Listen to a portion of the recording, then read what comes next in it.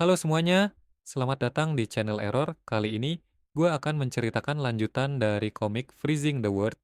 I Built a Doomsday Safe House. Chapter 485.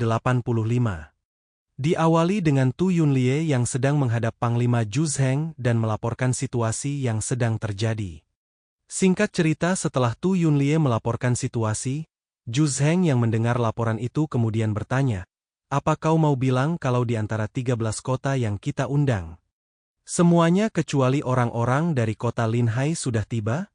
Sebagai bawahan yang taat aturan, Tu Yunlie kemudian menjelaskan pada Juzheng, kalau menurut catatan kondektur, saat kereta khusus berhenti di stasiun kota Linhai, tidak ada seorang pun yang muncul di peron. Yang artinya, tidak ada satupun orang-orang kota Linhai naik kereta yang menjemput mereka. Mendengar penjelasan dari Tu Yunlie membuat Juzheng berpikir kembali, kalau menurut laporan dari intelijen kota Blizzard, mutan yang tinggal di kota Linhai tidaklah kuat, jadi dia mempertanyakan, apakah mungkin kota Linhai yang punya mutan tidak kuat itu berani melawan wilayah Jiangnan? Tapi kemudian berpikir lagi, atau apakah mungkinkah terjadi kecelakaan yang menghalangi mereka untuk berkumpul ke kota Blizzard? Setelah sejenak terpikirkan hal itu, Juzheng kemudian memerintahkan pada Tu Yunlie mengirim seseorang untuk menyelidiki masalah ketidakhadirkan kota Linhai secara detail dan memerintahkan Tu Yunlie untuk terus menghubungi orang-orang dari Linhai untuk mengetahui apakah mereka masih bisa dihubungi.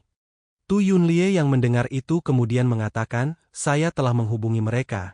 Mereka menerima pesan kita tapi mereka sama sekali tidak membalasnya. Saya akan segera mengirim orang untuk penyelidikan. Jika mereka benar-benar tidak menghormati perintah, mereka akan langsung disingkirkan." Juzheng yang setuju dengan perkataan Tu Yunlie kemudian mengatakan untuk bertindak seperti itu. Setelah itu Juzheng kemudian melihat keluar jendela dan berpikir, sebelum semua hal berjalan sesuai dengan rencana yang dibuat, dia tidak bisa bertindak sembarangan.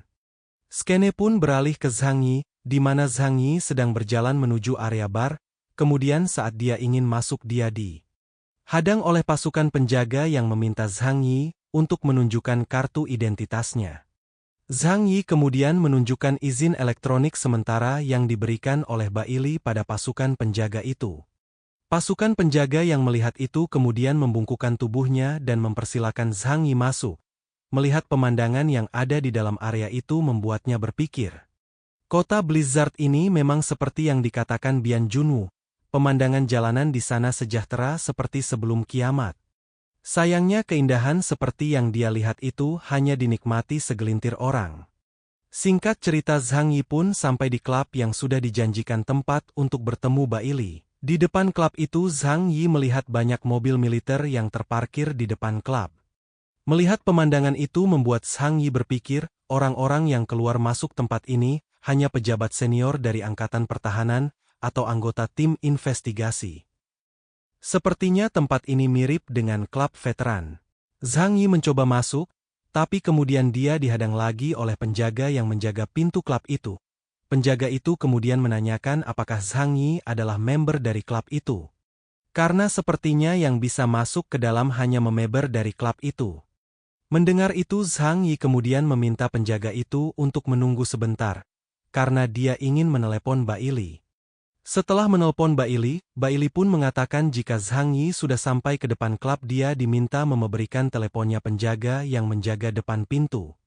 Zhang Yi kemudian memberikan handphonenya pada penjaga itu dan setelah beberapa saat, penjaga itu mengembalikan handphone Zhang Yi dan dengan hormat meminta maaf kepada Zhang Yi.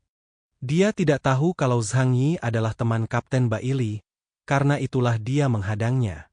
Perubahan sikap dari penjaga itu membuat Zhang Yi berpikir, sepertinya identitas kapten tim investigasi sangat berguna.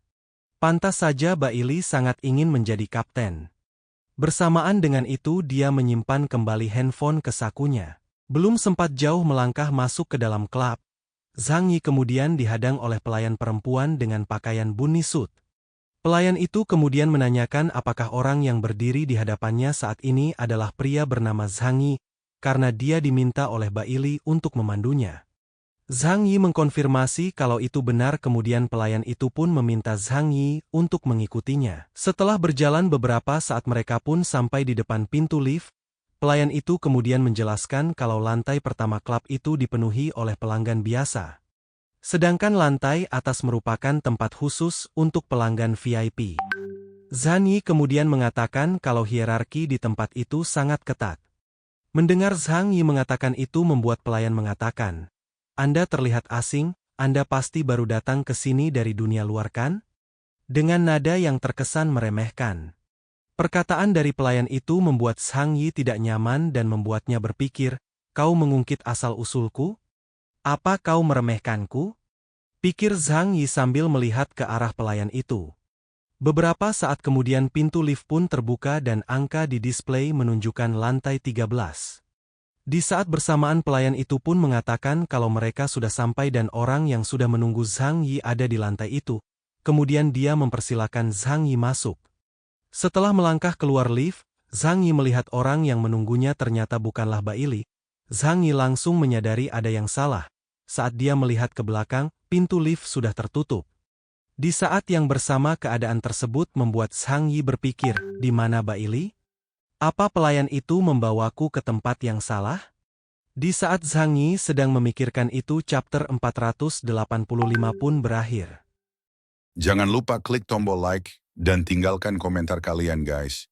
Jangan biarkan kolom komentar kosong. Kalau kalian punya kritik dan saran, ketikkan di kolom komentar. Itu aja. Adios.